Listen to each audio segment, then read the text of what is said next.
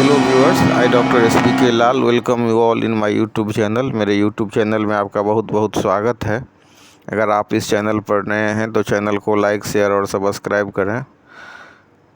आज हम आपके लिए लेकर के आए हैं कटुपर्णी। एक हर्ब्स होता है, तो इनफर्टिलिटी के केस में हम कैसे इसका यूज कर सकते हैं और ये फ़ायदा पहुंचा सकता है, इस पर हम चर्चा करेंगे कि कैसे ये कटुपर्णी जो है सो इनफर्टिलिटी और या स्टेरिलिटी के केस में हमारी मदद करता है, उसके बारे में जानेंगे। तो कटुपर्णी के बारे में एक वीडियो पहले भी मैंने दिया था सत्यनाशी के नाम से। उसके जो प्रॉपर्टी सब है, उसका जो गुणधर्म है, उस पर कुछ विवेचन किया था। आप डिटेल्स में अगर सत्यनाशी के बारे में जानना चाहते हैं, जिस कटुपर्णी का एक नाम सत्यनाशी भी है, तो मेरा वो पहले वाला वीडियो आप देख सकते हैं। ये बहुत ही प्रचलित औषधि है। इसको सत्यनाशी के नाम से भी जानते हैं। हमारे लॉन में, घास में, जो बंजर ज़मीन है या मतलब गेहूं के खेत में या मेड़ पर, हर जगह आपको इसका दर्शन हो सकता है। अगर आप इसको गौर से देखें तो आप देखेंगे कि इसका जो वेनेशन है वो गुलाबी लिए हुए होता है। बहुत हरा हरा सा ये प्लांट होता है और इसमें कांटा भी होता है।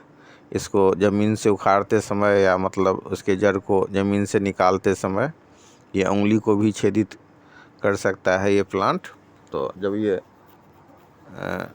पूरा मैच्योर नहीं हुआ रहता है, पूरा परिपक्व ये प्लांट नहीं होता है, तो इसका जो कांटा है वो थोड़ा सा कोमल रहता है। लेकिन जब ये मैच्योर होगा तो इसका कांटा भी कठोर हो जाएगा और मतलब उंगली को छेदित कर सकता है। तो सावधानी से इस प्लांट को उखाड़ना चाहिए या टच करना चाहिए।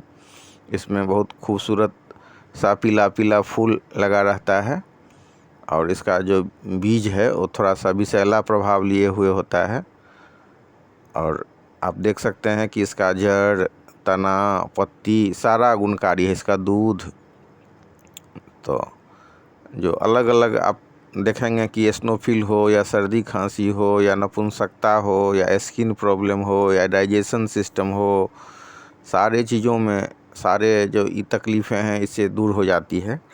अभी हम जो मतलब चर्चा कर रहे हैं इनफर्टिलिटी के केस में कि इनफर्टिलिटी के केस में हम कैसे ये कटुपर्णी अर्थात सत्यनाशी का प्रयोग करते हैं, तो इसके बारे में हम जानेंगे। हम जानते हैं कि इनफर्टिलिटी में मेल इनफर्टिलिटी भी हो सकता है और फीमेल इनफर्टिलिटी भी हो सकता है।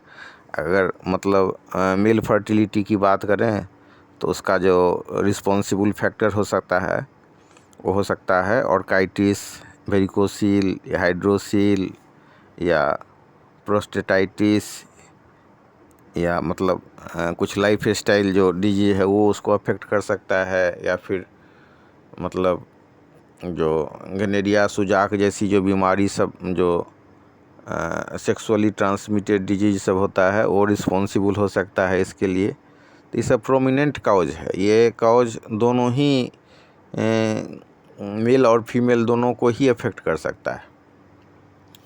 तो ये जो हर्ब्स है आप देख सकते हैं, आप ये जो कटुपर्णी है जो हमारे आसपास में खंडहर में, लॉन, बगीचा में कहीं भी आपको इसका दर्शन हो सकता है।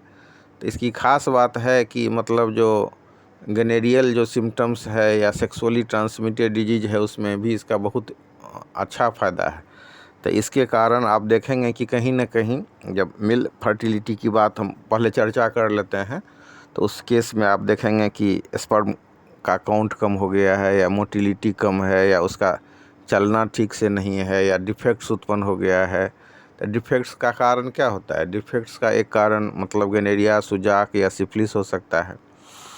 तो अगर हम इसका उपयोग करते हैं कटुपर्णी का, तो जिस कारण से वो मोटिलिटी कम हो गया है उसको ठीक करता है। उसके अलावा जो सीमेन में जो स्पर्म होता है, स्पर्म काउंट होता है, उसके संख्या को बढ़ाता है। उसके अलावा इसको स्ट्रॉन्ग भी बनाता है। तो ये सब मिल करके इनफर्टिलिटी के केस में बहुत ही उपयोगी हर्ब साबित हो सकता है। अब इसको कैसे लेना होता है, तो इसको आप ज़मीन से निकालिए, इसके धो लीजिए बढ़िया से, उसके बाद इसके जड़ को कूट लीजिए, उसमें मिश्री मिला करके लीजिए, या फिर इसके पत्ता का काढ़ा बना करके पीजिए, या फिर मतलब जड़ और मूल ये तना उसका अलग अलग जो है कूट करके उसको मतलब उसका पाउडर बना लीजिए, उसको शहद के साथ लीजिए। तो इस हिसाब से उपयोग करने पर आप देखेंगे कि इनफर्टिलिटी के केस में बहुत अधिक फ़ायदा हुआ।